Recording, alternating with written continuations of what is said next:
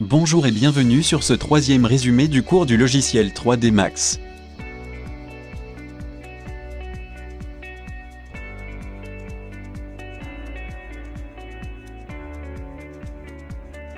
On crée une boîte à laquelle nous ajoutons le modificateur Bend.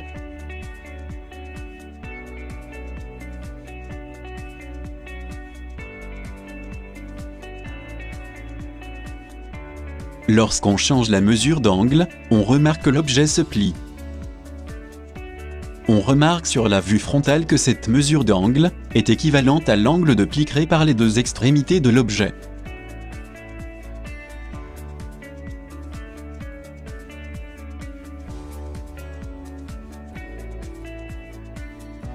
Quant à la direction, ça affecte la rotation de ce pli.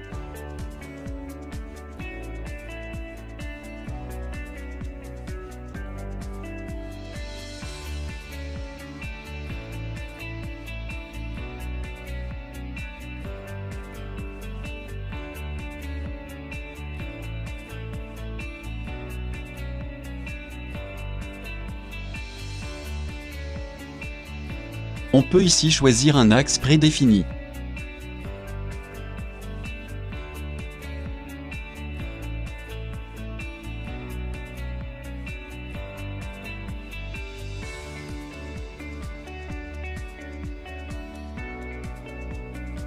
Et on peut également faire des manipulations spéciales en sélectionnant le gizmo et en le déplaçant.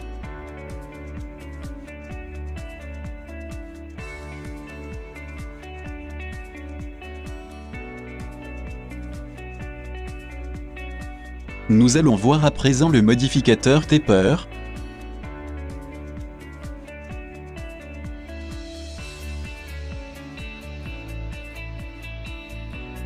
On crée une boîte et on n'oublie pas de rajouter de la subdivision.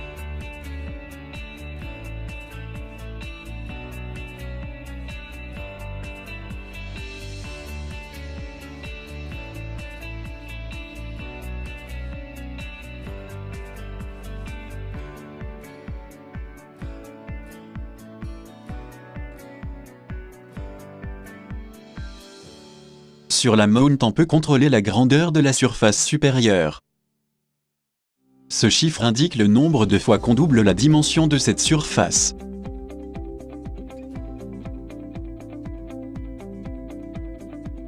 Le deuxième paramètre, Curve, nous permet de courber l'objet.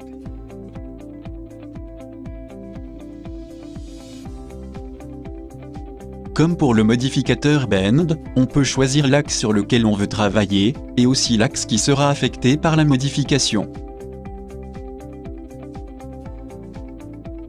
Par défaut, il est en X et Y.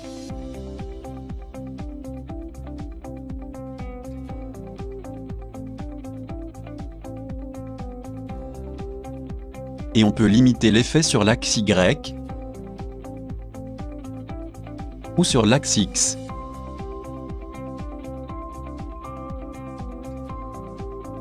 On peut également limiter la modification en haut et en bas.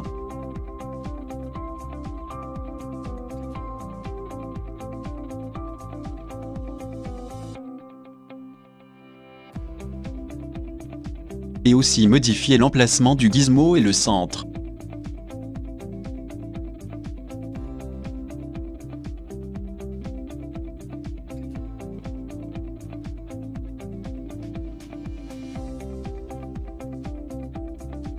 Nous allons à présent voir un autre modificateur, à savoir Twist.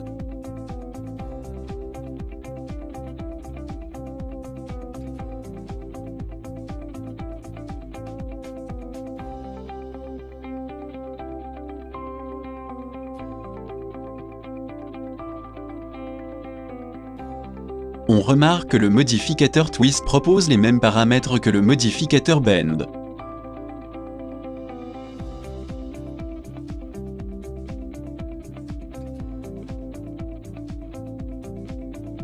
On augmente la valeur à mount pour créer une torsion.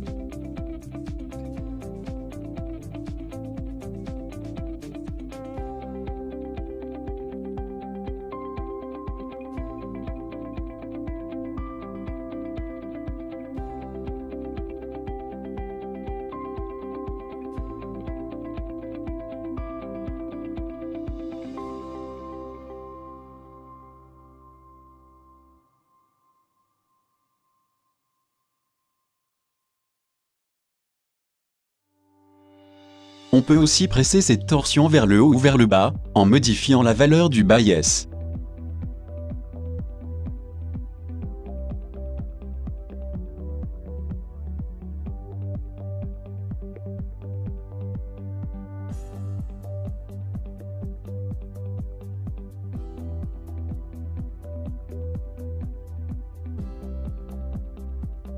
Et comme pour les autres modificateurs, on peut limiter cet effet en haut et en bas.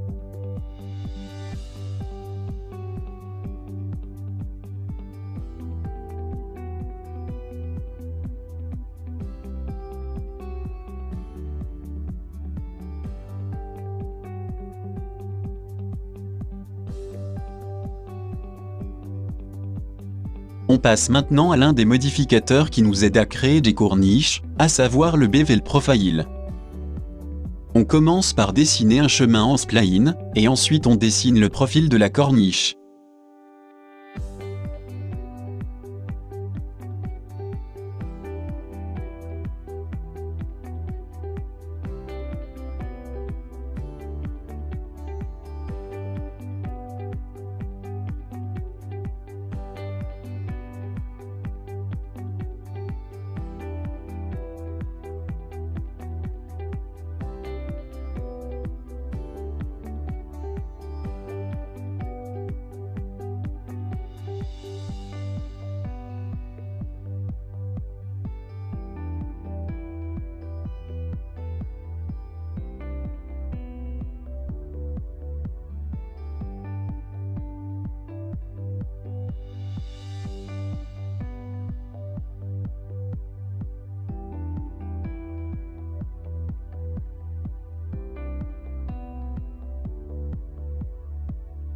On sélectionne le chemin, et on ajoute le modificateur Bevel Profile.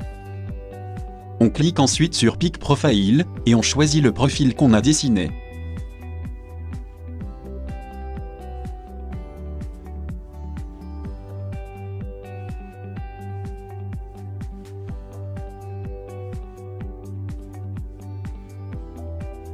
Afin d'ajuster la corniche, on sélectionne le profil Gizmo, et on applique les modifications désirées.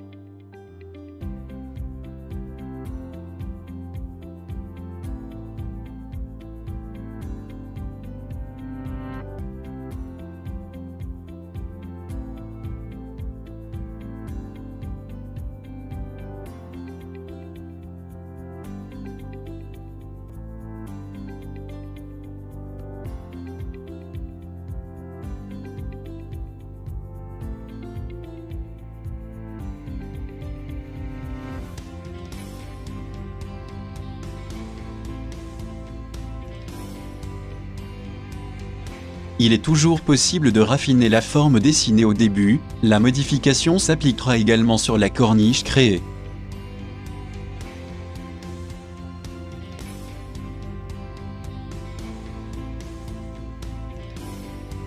La même chose pour le chemin, on ajoute le modificateur Edit Line et on repositionne les vertex.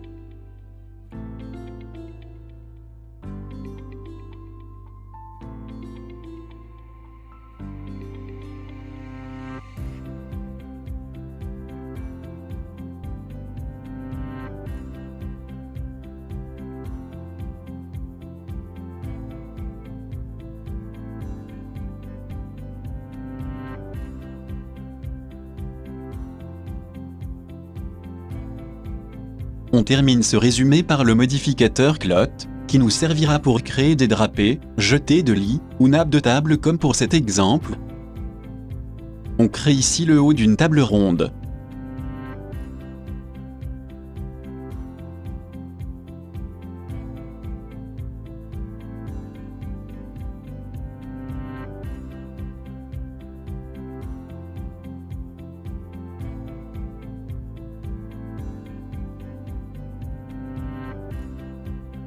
On crée ensuite un plan qui nous servira comme tissu de nappe.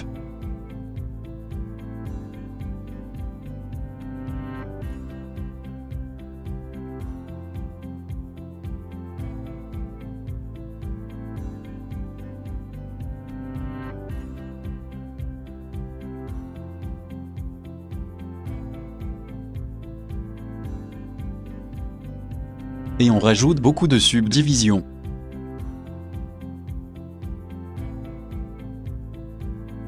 On déplace le plan pour le mettre en dessus de la table.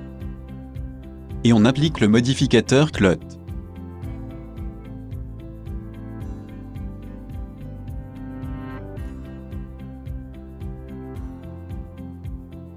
Premièrement, on entre dans la section Propriétés objets.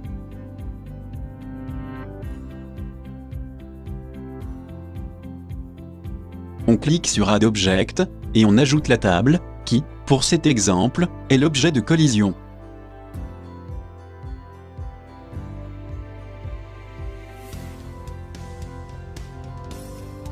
Après, on sélectionne le plan et on le désigne pour être le tissu, et ensuite la table pour la mettre en collision object.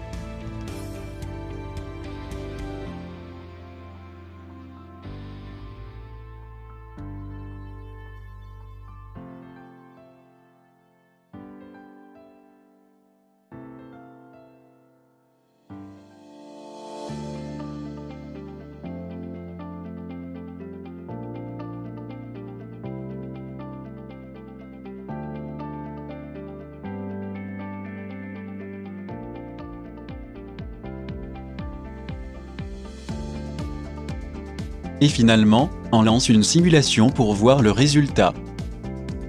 On remarque que le tissu n'a pas assez de plis et n'est pas bien froissé.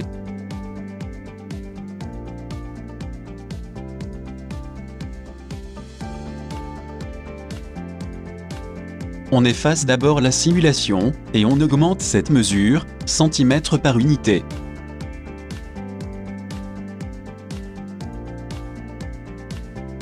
Et on relance la simulation.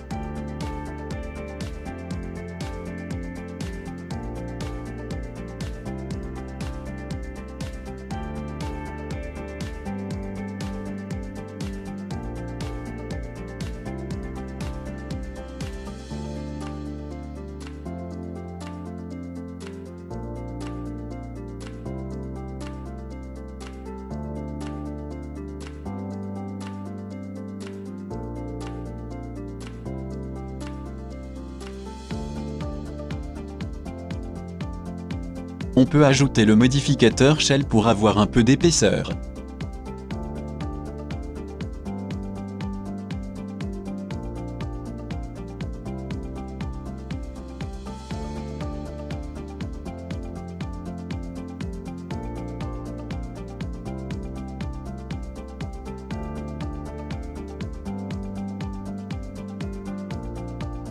On peut également, si on le désire, ajouter le modificateur Turbo Smooth pour lisser l'objet.